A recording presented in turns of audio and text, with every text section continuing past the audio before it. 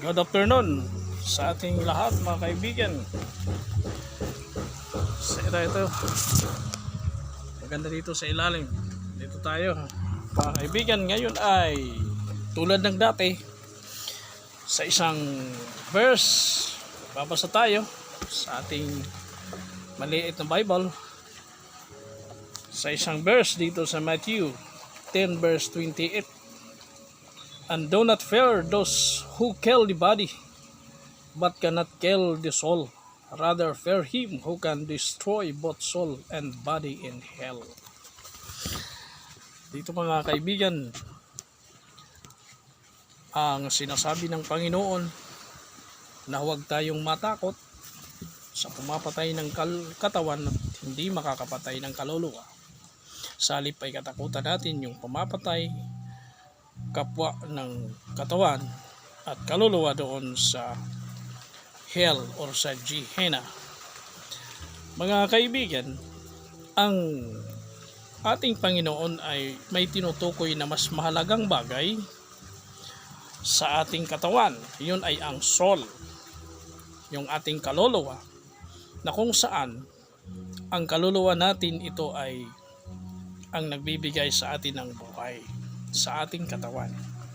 Kaya kung matatakot tayo at ang ating takot ay magreresulta sa hindi pananampalataya, sapagkat takot tayo na mawalan tayo ng panahon sa ating sarili at mabahagian natin ang panahon ng Panginoon at sundin ang kanyang kalooban, dapat tayo matakot sapagkat ang Panginoon ay magbubulid sa katawan at sa kaluluwa doon sa hell, doon sa impyerno na tinatawag.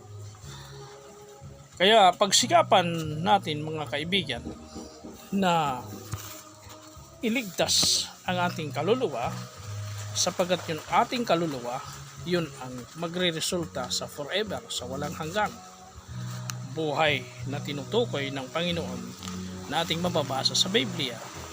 Kaya mas mahalaga na tayo ay maligtas ang ating kaluluwa kahit tayo ay hindi masyadong maligaya dito sa sanlibutan ito. Kung hindi, maligaya rin naman tayo sa ating pananampalataya at paglilingkod sa Panginoon. Yun ang mas mahalaga. Kaya dito mga kaibigan, kailangan ating paglingkuran ng ating Panginoon upang tayo ay maligtas. Magandang hapon sa inyo lahat.